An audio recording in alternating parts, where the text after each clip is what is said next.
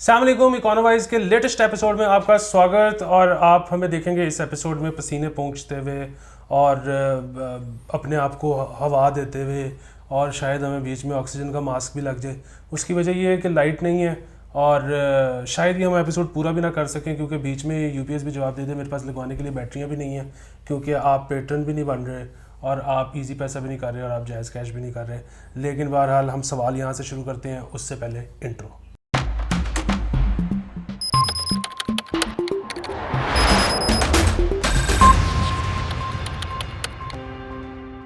अच्छा अली, पहला सवाल ये कि पेट्रोल 30 रुपये महंगा हो गया मज़ीद। बिल्कुल ठीक है, तो पहली चीज़ तो ये कि क्या हुकूमत, ये तो हमें पता था कि पेट्रोल ने महंगा होना है, ठीक है, ये तो आईएमएफ से वादा किया हुआ था। ठीक। क्या ग्रेजुअली करना चाहिए था या एकदम से शॉक देना चाहिए था? क्या अगर एकदम से शॉक देना था तो बस यही था जो दे दिया, या फिर वो जो बहुत लो इनकम वाले हैं उनकी साथ में कुछ कैश हैंड आउट भी देने चाहिए थे इसके साथ? और तीसरी और आखिरी चीज़ ये कि ये जब इतना कर ही दिया था, 60 रुपये कुल मिला के हो गया है, तो 10 और बढ़ा देते। ये जो इन्होंने अभी भी हमें 9.5 रुपये का सब्सिडी दे के हमारे ऊपर एहसान किया जा रहा है, ये ना करते। ठीक हो गया। अच्छा, अब इसमें पहली चीज़ तो ये है कि अगर आजकल का हिसाब रखें और वो कमिटमेंट जो इमरान खान साहब की हुकूमत पीटीआई की आईएमएफ के साथ करके गई थी, तो इस वक्त जो है ना पेट्रोल की प्राइस को 245 रुपये होनी चाहिए। ठीक है, 245-247 रुपये होनी चाहिए। अच्छा, अब वहाँ तक पहुँचना है। ठीक है, एक चीज़ है गालिबन जिस वजह से उन्होंने 30-30 के टुकड़ों में किया था। 30-30 एक्चुअली ग्रेजुअल है, वो मतलब आपको लग रहा है कि वो बहुत ज़ोर के झटके हैं, लेकिन जितना मार्जिन कवर करना था उसमें मतलब 5-5 दिन का वक्फा दिया है उन्होंने 30-30 में, और शायद अगले में भी देंगे। हुकूमत दुआ ये कर रही होगी कि किसी तरह आलमी मार्केट में कीमत जो $112-15 तक पहुंची हुई है वो $10-15 कम हो जाए, तो शायद वो जो 247-250 रुपये हैं वो कम हो के 230-35 हो जाए, तो अगली दफ़ा में ज़रा थोड़े कम बढ़ाने पड़ें। तो एक वजह तो ये हो सकती है इस डिले की, वो जो आप कह रहे हैं कि उसको छोड़ना है। दूसरा एक और चीज़ भी है, अब डॉलर जो है जब से ये हुकूमत ने सब्सिडीज़ वापस लेना शुरू की हैं तो उम्मीद बढ़ रही है कि आईएमएफ की डील हो जाएगी। आईएमएफ की डील हो जाएगी तो एक तो आईएमएफ से $3 बिलियन इस साल आना है। फिर हमारे जो दोस्त ममालिक हैं उन्होंने भी कहा है कि अगर आईएमएफ से आपकी डील हो जाती है तो हम भी आपको पैसे देंगे, डॉलर देंगे। तो उस वजह से होगा ये कि इवेंचुअली मामला डॉलर के मुकाबले में रुपया एक तो स्टेबल हो जाएगा। उम्मीद है कि शायद 4-5 196 तक आ गया है 202-3 से। उम्मीद है कि शायद ये कोई 190 के आसपास कहीं आ जाए, तो वो भी कोई तकरीबन 4% का एडिशनल कुशन है जो गवर्नमेंट को मिल जाएगा। तो आई थिंक वो उम्मीद बेसिकली जिस वजह से उन्होंने एकदम वहाँ तक नहीं पहुँचे हैं उसकी वजह यही है कि वो चाहते हैं कि शायद हमें कोई थोड़ी सी गैबी इमदाद मिल जाए और हमें उतना ना बढ़ाना पड़े जितना बढ़ाने की गुंजाइश है, और एक दफ़ा 10-12 रुपये और बढ़ा के फिर डॉलर भी स्टेबल रहे और वो चेंजेस हों भी तो छोटी मोटी हों और मामला चलना शुरू करता है। तो मेरा ख्याल है थिंकिंग उनकी इस वक्त ये है। एक जो इसमें बीच में और ज़मीनी सवाल था कि आपके ख्याल में ऐसे मौके पर बहुत ही जो निचला तबका है उसको कोई एक्स्ट्रा कैश हैंड आउट देने की ज़रूरत? अच्छा, शहबाज शरीफ साहब ने गालिबन इस तरह की बात की है कि वो 1,40,00,000 ख़ानदानों को 3 महीने या 6 महीने के लिए कम से कम 2,000 रुपये एडिशनल देंगे। ये को तकरीबन 8-8.5 करोड़ आबादी बन जाती है, 35-40% बन जाती है। 10 तारीख को मेरा ख्याल है बजट पेश होना है, तो बजट पेश होगा तो मोस्ट लाइकली उसके अंदर ये भी सब्सिडी लोगों के लिए इंक्लूडेड होगी, और ये अच्छा तरीका है एक्चुअली सब्सिडी देने का। ठीक है, और इस पे देखते हैं मतलब इवेंचुअली इसको किस तरह मटीरियलाइज़ किया जाता है। बिल्कुल ठीक है। अच्छा, पिछली हुकूमत जो है वो जो बहुत ज़्यादा एतराज़ करती है कि जी ये रशिया से तेल नहीं ले रहे, हालांकि वो बड़ा सस्ता दे रहे हैं। अच्छा, एक तो इंडिया का भी हवाला दिया जाता है। पहला सवाल तो ये कि वही बात, क्या हमारे पास इन कुछ दिनों में तेल ख़रीदने के पैसे भी थे कि नहीं थे, जो मतलब किसी से भी लेते रशिया से? अच्छा, दूसरा इसके साथ सवाल ये है कि ये भी कहा जाता है कि जितने हमारे फॉरेन रिजर्व्स हैं, मतलब जितने कम, इनके साथ हम तेल ख़रीद के क्या अपने ऊपर सैंक्शंस लगवाना जो है वो ये कोई अच्छी ऑप्शन थी कि नहीं थी? और तीसरा और आखिरी सवाल मैं बीच में पैक कर दूं कि ये भी कहा जाता है कि रशियन ऑयल अगर हम लेंगे तो उसके लिए रशियन रिफाइनरी भी या एक डिफरेंट रिफाइनरी भी हमें चाहिए, या ये बात ठीक है या गलत है? अच्छा, हम शुरू करते हैं उल्टे से, सबसे आप पहले आखिरी बात। अच्छा, जो आखिरी सवाल था ना, जब इमरान खान साहब रशिया गए थे तो उस वक्त ना इन पे एतराज़ किया गया जी आप इस टाइम पे रशिया क्यों चले गए, और अगर आप रशिया चले गए तो आप तेल क्यों नहीं लेके आए। तो तब ये रिफाइनरी वाला नरेटिव एक्चुअली पीटीआई ने दिया था, और ये गलत है। ठीक है, कोई इतना रॉकेट साइंस नहीं है इसमें, आपके पास जाहिर सी बात है, मतलब रिफाइनरियाँ कुछ छलनियाँ तो नहीं लगी हुई हैं वहाँ पे। ठीक है, मतलब डिफरेंट कंटेंट ही आगे पीछे होंगे, किसी में सल्फ़र ज़्यादा होगा, किसी में सल्फ़र कम होगा। वो रिफाइनरीज जिस तरह की लगी होती हैं वो कैपेबल होती हैं इसको डील करने के लिए, तो ये बातें हैं सब। ठीक है। दूसरा सवाल ये आ जाता है कि पाकिस्तान रशियन ऑयल अभी तक क्यों नहीं ले सका और इंडिया और चाइना क्यों ले सके। उसकी सिर्फ एक वजह है, उसकी वजह ये है कि हमारी रशियन ऑयल के लिए कोई एग्जिस्टिंग सप्लाई चेन एग्जिस्ट नहीं करती है। इंडिया और चाइना सैंक्शन से पहले भी रशिया से तेल लेते रहे थे। ठीक है, उसकी छोटी सी मिसाल ये है कि जब ईरान पे सैंक्शन लगी थी तो पाकिस्तान उन मुल्कों में है जो अभी भी ईरान से कुछ ना कुछ तेल परचेज़ करता है, और उसकी वजह बुनियादी तौर पर यह है कि हमारा ईरान के साथ जो ऑयल सप्लाई चेन्स थी ये बहुत पुरानी हैं। तो जब सैंक्शंस भी लगी थी उसके बाद भी मतलब ईरानी तेल थोड़ा सा डिस्काउंट पे भी बीच में एक टाइम पे हमें मिला था, तो वो इंडिया के साथ भी यही चीज़ हुई थी। तो ईरान के साथ तो मतलब हमारे सप्लाई चेन एग्जिस्ट करती थी, रशिया के साथ आज तक हमने ना रशिया से कोई तेल की डीलिंग की हुई है ना, सो मतलब प्राइमरली उसमें ना हमें ये पता, ना कोई पेमेंट के चैनल इस्टेब्लिश्ड हैं, ना कोई क्रेडिट नेगोशिएशन और इस तरह की दूसरी चीज़ें हैं, ना फिर ये है कि ऑयल टैंकर किसके होंगे, कहाँ से चलेंगे, कहाँ पहुँचेंगे। मतलब ये तेल इस तरह तो नहीं है कि आपने गए दुकान पे बहुत शीशी लेके और आपने 50 रुपए दिए और उसने आपको तेल डाल के दे दिया।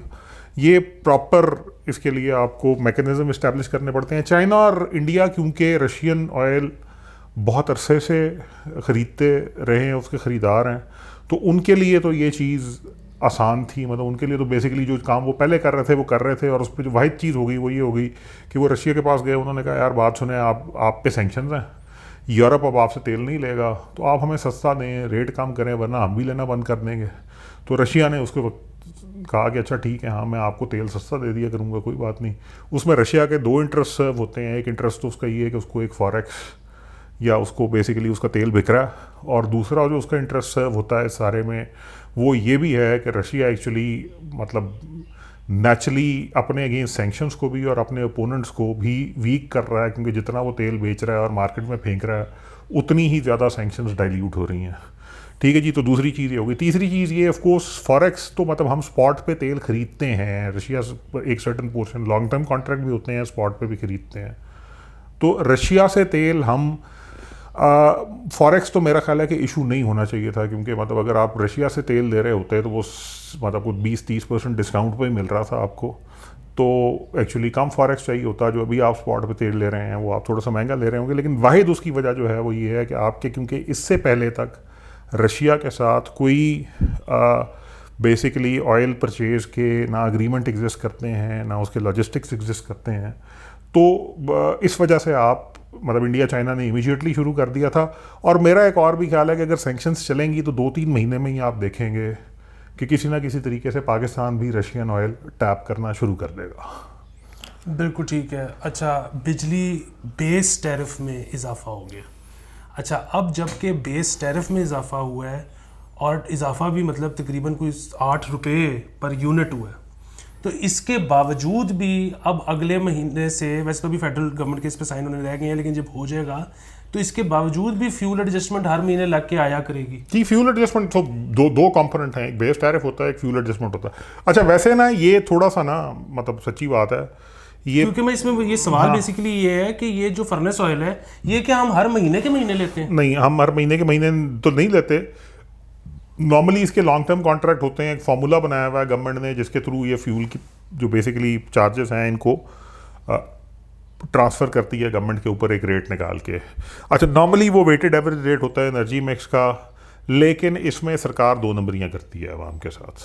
मतलब ये बहुत फ्रैंक सी बात है, पेट्रोल प्राइस में भी यही होता है, एनर्जी के फ्यूल एडजस्टमेंट में भी यही होता है। बेस रेट तो प्राइमरली इस चीज़ के ऊपर है कि आपने पावर प्लांट्स के साथ एक सर्टन कमिटमेंट की हुई है टैरिफ की, वो टैरिफ डॉलर आगे पीछे होता है, कोई दूसरी चीज़ें होती हैं, उसकी वजह से जब भी वो एडजस्ट होता है तो उस हिसाब से आपका बेस रेट ऊपर या नीचे जाता है। जहाँ तक बात है, अल्लाह आपका भला करे, फ्यूल की, तो फ्यूल में दोनों तरफ पेट्रोल प्राइस में भी और इधर भी जो मसला है फंडामेंटली वो ये है कि आपका गवर्नमेंट करती ये है कि, और इसके ऊपर ना एक्चुअली किसी को काम करना चाहिए, ये बेसिकली ये ओगरा जो पेट्रोल प्राइस आगे पीछे करता है जिसके ऊपर एक्चुअली फिर ये फ्यूल एडजस्टमेंट भी बेस होती है।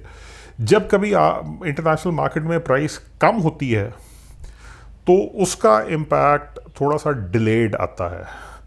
वो प्राइमरली जो नंबर उठाते हैं, क्योंकि जाहिर सी बात है प्राइस रोज़ तो एक नहीं रहती है ना, तो जो नंबर वो उठाते हैं 15 दिन का वो थोड़ा सा ज़्यादा वाला उठाते हैं। जब प्राइस बढ़ रही होती है तो तब भी वो नंबर वही उठाते हैं, थोड़ा सा ज़्यादा वाला होता है। तो बढ़ती है तो जल्दी और ज़्यादा बढ़ जाती है, कम होती है तो थोड़ा डिले के साथ, और कम होती है, इस पर किसी को काम करने की ज़रूरत है। बुनियादी तौर पे ना ये रियासत जो है हमारी, ये एक भत्ता माफिया है, ठीक है। ये कोई तरीके ढूंढती रहती है कि इसने आवाम से पैसे किस तरह एक्सटॉर्ट करने हैं, ठीक है। अब ये फ्यूल वाली बात है फॉर इंस्टेंस, बड़ी सीधी सी चीज़ है कि जी फ्यूल की कीमत बढ़ गई है, अब ये हो गया, कोई मसला नहीं है, बिल्कुल बढ़ा दें, सारी दुनिया में बढ़ रही है, मतलब ये हम पहले भी कहते रहे हैं कि ये बढ़ानी पड़नी है आपको, लेकिन और इस पर मतलब अगेन हमें कोई एतराज़ भी नहीं है, लेकिन एक चीज़ पे एतराज़ बहरहाल है। हमारे साथ इंडिया है जिसकी इकॉनमी हमसे बहुत बेहतर है, आप फिल्में ड्रामे देखते होंगे, तो जो बॉम्बे पुलिस का चीफ होता है वो हमारे यहाँ जो सुजुकी जीप होती है उस टाइप की जीप पे फिर रहा होता है। हमारे यहाँ जो एक एसी है वो 2.8 लीटर के डाले में फिर रहा होता है, ठीक उनका है। जो चीफ ऑफ एयर स्टाफ है उसके पास सुजुकी सियाज है, जो कुछ भी है जी, सियाज बड़ी अच्छी गाड़ी है, मुझे बहुत पसंद है, ठीक है, जो 1200 सीसी है गालबन, 1400 सीसी है गालबन, ठीक हो गया जी, ठीक है जी। और यहाँ पर जो है वो 3.5 लीटर 4.8 लीटर इस तरह की चीज़ चल रही होगी, ठीक है। हम सवाल ये है कि आवाम के ऊपर तो आप ये बोझ डाल रहे हैं, क्या आप अफोर्ड कर सकते हैं ये? मतलब पहले तो वो इतनी महंगी गाड़ियाँ ख़रीदना, मतलब अगर हुकूमत संजीदा है ना इस वक्त इस चीज़ में कि उसने इकॉनमी को लॉन्ग टर्म फिक्स करना है, तो फिर पहला काम ये करें कि जितने डाले शाले हैं ना ये सब ऑक्शन करें, इससे पैसे आएंगे, और इनको फ़ौरन 1000 सीसी गाड़ियों पे ट्रांसफ़र करें। देखिए कुछ चीज़ें ऐसी होती हैं जिस पे आप कर सकते हैं कि मतलब मजबूरी है, फॉर इंस्टेंस फायर ब्रिगेड का ट्रक है, वो फायर ब्रिगेड का ट्रक है, उस पर आप कुछ नहीं कर सकते, ठीक है जी। आपके लॉजिस्टिक मतलब फ़ौज के लॉजिस्टिक्स के लिए ट्रक हैं, टैंक हैं, उनकी फ्यूल रिक्वायरमेंट्स अपनी जगह पे। एक अफसर ने घर से दफ्तर जाना है, अनलेस एंड अनटिल कुछ पर्टिकुलर बहुत थोड़ी प्रोफाइल्स ऐसी हैं जिनके सिक्योरिटी कंसर्न होते हैं, ठीक है, वो 1000 सीसी गाड़ी में भी जा सकता है। हम जिस तरह के मुल्क हैं ना, अब ये शो करना पड़ेगा रियासत को, लोगों को, कि वो संजीदा है, मतलब वो हमसे नहीं, सारा बोझ हम पे नहीं डालना चाह रही, वो संजीदा है। तो ये जो उन्होंने गाड़ियाँ दी हुई हैं बड़ी बड़ी जो तेल खाती हैं, पहला स्टेप तो फिर ये होना चाहिए कि उनको बेचें मार्केट में, अच्छे पैसे मिलेंगे, उसमें से कुछ पैसे शायद गवर्नमेंट को बच भी जाएंगे, और 1000 सीसी वाली गाड़ियाँ जो हैं ये बल्क परचेज़ करें, 800 सीसी, 1000 सीसी, 600 सीसी, 650 सीसी, और ये सरकारी अफसरान अपन के जो गाड़ियाँ अलॉट होती हैं उसमें ये होनी चाहिए। हम वो मुल्क हैं ही नहीं जो अफोर्ड कर सकें कि 1000-1200 सीसी से ऊपर की गाड़ी को सरकारी अफसरान के रोज़मर्रा इस्तेमाल के लिए रखें। हमारे यहाँ तो बेसिकली पुलिस का एसपी जो है वो भले पुराने मॉडल की लेकिन लैंड क्रूज़र पे फिर रहा होता, ठीक है, उसकी फ्यूल कंजम्पशन का हिसाब किताब कौन देगा? तो ये चीज़ें करने की ज़रूरत है। बिल्कुल ठीक। अच्छा, अभी पेट्रोल की तो कीमत बढ़ी है ना, और बिजली की बढ़ी है, हर बंदा गाली निकाल रहा है, बनता है उसको, ठीक हो गया, महसूस हो रहा है ये वो सारा कुछ, हर बनता तो दूसरी तरफ भी है। लेकिन आज से 4 दिन पहले तो सीन ये था कि मैं किसी से भी मिल रहा था ना, वो गाली नहीं निकाल रहा था, बस वाली सिचुएशन में था, और मैंने जिसको पूछा ना कि हुआ क्या है, तो उसका सवाल ही था कि खाने वाला घी एक दिन में 250 रुपये महंगा कैसे हो गया। वो इसलिए महंगा हो गया, एक तो जाहिर सी बात है कि मतलब डॉलर महंगा हुआ था तो इवेंचुअली उसका किसी ना किसी स्टेज पे, दूसरा वैसे भी पाम ऑयल की कीमतें जो हैं वो हम इंपोर्ट करते हैं, ठीक है। तीसरा सबसे बड़ा मसला जो है ना खाने पीने वाली चीज़ों में, अगर आप मुझसे पूछें तो उसकी ज़िम्मेदार जो है ना, वो ना हुकूमत है, ना डॉलर है, ना कुछ और है, वो कौम है। हम अपने खाने पीने में हमने तय कर लिया हुआ है कि हमें चीनी चाहिए, हमें चाय चाहिए, हमें गंदम ही की रोटी चाहिए। ठीक है, सारी दुनिया में आप चले जाए ना बाहर, मतलब बेशुमार मुल्कों में, इनकी जो स्टेपल है उसमें बहुत वेरिएशन होती है। हमारी तो डाइट लगी बदी डाइट है यार, छः सात चीज़ें खाते हैं और उसको बदलने को तैयार नहीं है हम। ठीक है, सीज़न के हिसाब से आप देख लें यार, आज मुर्गी सस्ती है तो मुर्गी ज़्यादा खाना शुरू कर दें, आप अफोर्ड कर सकते हैं। कल दाल सस्ती है तो दाल खाना शुरू कर दें। ठीक है, क्योंकि सीजनैलिटी तो होती है इन चीज़ों में। फिर सिमिलरली ये किसने कहा कि 4 कप रोज़ के चाय के पीने हैं? हम चाय के नेट इम्पोर्टर हैं। फिर तीसरी चीज़ ये है कि हमने, जब हम इतनी चीज़ें इंपोर्ट कर रहे हैं, 4-4.5 बिलियन का हमारा तकरीबन ऑयल का इंपोर्ट का बिल है साल का, को हम 2-3 बिलियन की चाय इंपोर्ट करते हैं साल की। अगर करनी है तो फिर लोकली क्यों नहीं लगाएगी? और गवर्नमेंट ने इसके लिए कोई इंसेंटिव प्रोग्राम शुरू किए। एक ज़माने में शिंक्यारी में आज से कोई 20-25 साल पहले चाय लगानी शुरू की गई। उसके बाद आपका फार्मर इवन अडेप्ट करने को तैयार नहीं है इस तरह की क्रॉप्स को। ठीक है, पंजाब में अक्सर इलाकों में अगर सूरजमुखी काश की जाए, सूरजमुखी की बड़ी अच्छी यील्ड होती है, इतना फूल होता है, बट आपका फार्मर उस पैटर्न को तोड़ने को तैयार नहीं है कि मैंने एक गंदम काश करनी है और दूसरा चावल का या कपास काश करनी है। तो ये अडेप्टबिलिटी जब तक नहीं आएगी, इसमें ना गवर्नमेंट कोई कुछ कर सकती है, ना कोई और कुछ कर सकता है। थोड़ी सी चीज़ें हमें भी बदलने की ज़रूरत है, अपनी चीज़ अपने हिसाब से अडाप्ट करने की ज़रूरत है। लेकिन हमारा जो है ना बेसिकली जमूद, ये आई थिंक ये इस वजह से भी है कि हमारे ख्याल में जिस तरह की हम जो है ना, हम जिस तरह की कौम है वैसी कौम ही दुनिया में कोई नहीं है। हमारी सब चीज़ें बेहतरीन है, इससे अच्छा नहीं हो सकता कुछ। हमारी तहजीब की बू बास जो है वो भले जितनी मर्जी बास मारे, बेहतरीन है।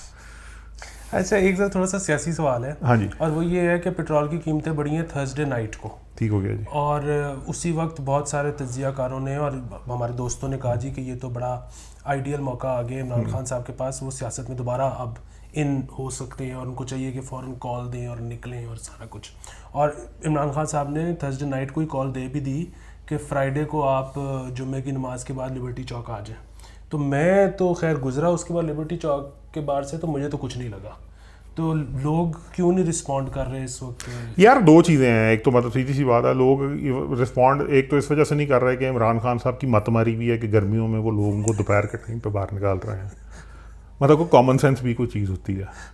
ठीक हो गया, रमज़ान में आप जब लोगों को इफ्तार इशा तरावी के बाद सहरी तक के लिए बुलाते थे, लोग आते थे, उसकी वजह से लोगों ने टाइम गुजारना होता था। दिन में वो सोते थे, अब उनको इफ्तारी कर ली है, तरावी पढ़ ली है, अब सहरी तक उनको कोई और काम नहीं है। आपने यहाँ पे साउंड सिस्टम भी रखा हुआ है, स्टेज से नारे भी मारे जा रहे हैं, क्राउड भी है, आपके ख्याल में आप कौम की खिदमत भी कर रहे हैं। तो तब उसके बाद जब भी कॉल दी है को 2-2.5 दर्जन से ऊपर लोग निकलते नज़र नहीं आए।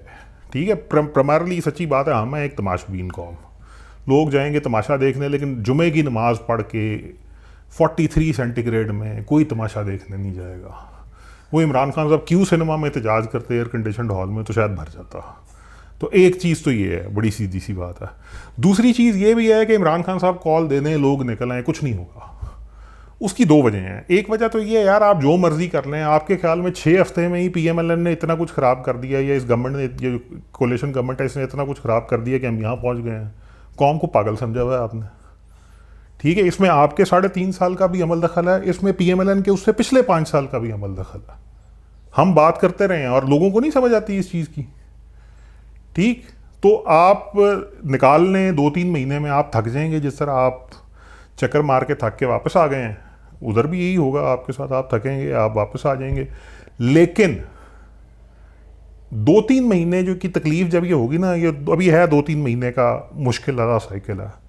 उसके बाद इस गवर्नमेंट के पास साल पड़ा है। साल के बाद अगर गवर्नमेंट परफॉर्म कर रही है, अगले इलेक्शन तक लोगों ने ये भूल जाना है कि पेट्रोल 150 से 250 पे आया था। जैसे लोग, इन ऑल फेयरनेस, एक पीरियड बीच में आया था जब इमरान खान साहब के बारे में भूल गए थे कि उन्होंने 2.5-3 साल हमारे साथ कितना बुरा किया था। जब थोड़ा सा ज़रा प्राइस स्टेबिलिटी वगैरह आ गई थी, इकॉनमी ने कोरोना के बाद 6 महीने में अच्छा पिकअप किया था, तो लोग भूल जाते हैं। लोगों को अब याद भी नहीं है कि इमरान खान साहब आए थे तो उन्होंने 124 रुपये पर डॉलर लिया था और 175 पे ले गए थे। तो आपके ख्याल में ये याद रहेगा अगर ये मतलब थोड़ा सा भी ज़िंदगी बेहतर हो जाती है, काम चल पड़ता है, लोगों की जेबों में पैसे आ जाते हैं? अच्छा, आखिरी सवाल ये भी थोड़ा सा सियासी है, और वो ये है कि ये जो हुकूमत है इसको नहीं पता था आने से पहले कि बिल्कुल ये टाइम आया खड़ा है, और वो ठीक है कि मतलब वही वाली बात कि जरदारी साहब ने तो इसी वोट ऑफ नो कॉन्फिडेंस का आइडिया पिछले साल भी दिया था, ये नहीं माने इस साल, और ख़ास तौर पे जब इन्होंने अनाउंस कर दिया कि हम करने लगे हैं, और खान साहब ने वो 10 रुपये वाली मशहूर सब्सिडी दे दी पेट्रोल पे और 5 रुपये वाली बिजली पे, जिसके बाद पता था कि अब तो मजीद एक रैपिड नोज डाइव है, फिर रुक जाते आया तो कभी भी जा सकता सी। इन्होंने ये आके अपने ऊपर लेने का क्यों फैसला किया, क्योंकि कहीं और से प्रेशर था? देखिए मेरा ख्याल है 2 चीज़ें, एक तो ये है कि मतलब इन ऑल फेयरनेस अगर प्योरली हम मतलब ये इकोनॉमिक हिसाब किताब पे ही देखें, और इस पे मेरी बात हुई थी आज से कुछ 6-7 तकरीबन पिछले बजट के आसपास PMLN के कुछ लोगों के साथ भी, और PMLN एक्चुअली रिग्रेट करेगी कि इसने आज से साल से पहले जरदारी साहब की बात मान के उस वक्त गवर्नमेंट क्यों नहीं गिराती। उसकी वजह ये है कि एक तो आपको 2.5 साल मिलते, 1.5 साल ना मिलता। अब मतलब आप जो मर्जी कर लें 2-3 महीने तंगी के पास आपके पास सिर्फ 1 साल रह जाएगा। उस वक्त आप 2-3 महीने की तंगी भी देते तो आपके पास को 2-2.25 साल होता है। तो एक तो सीधी सी बात है, मतलब 2-2.25 साल में चीज़ें टर्न अराउंड करना, लोगों की जेब में पैसे डालना वगैरह वगैरह, वो थोड़ा सा ज़्यादा आसान होता है। ठीक है, दूसरी चीज़ ये है कि फ्रैंकली जो ये यूक्रेन वगैरह वाला मसला है, वो इस गवर्नमेंट को, और इन्फ्लेशन वाला और फेडरल रिजर्व की टाइटनिंग वाला मसला, इस गवर्नमेंट को 9-10 महीने मिल गए होते उससे पहले के। तीसरी चीज़ ये कि जब कोविड ख़त्म हो रहा था सारी दुनिया में, तो एक economic boom in any case आना ही आना था, वो बूम भी आपके खाते में पड़ता। ठीक है, तो पॉलिटिकली तो बहुत बड़ी गलती की इन्होंने कि साल पहले इन्होंने ये हरकत नहीं की। अब दूसरा सवाल आपका ये है कि जो तो नहीं की सीधे हम 3 महीने ठहर जाते। देखें मसला ये है कि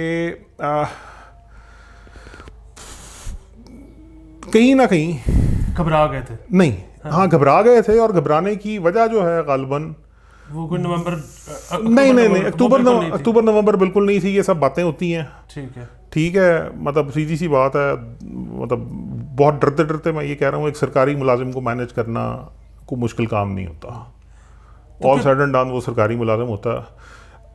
तो फिर पीछे हल्का बंदी रह गई थी, वो तो आखिरी 3 महीने में भी की जा सकती है। वो भी इशू नहीं था। कहानी मेरा ख्याल है ये थी कि मतलब जिस चीज़ ने वो जिसको कहते हैं ना तैयार लोगों को थोड़ा सा तैयार किया था, वो कुछ बिगड़ते हुए अदालती मामलात थे।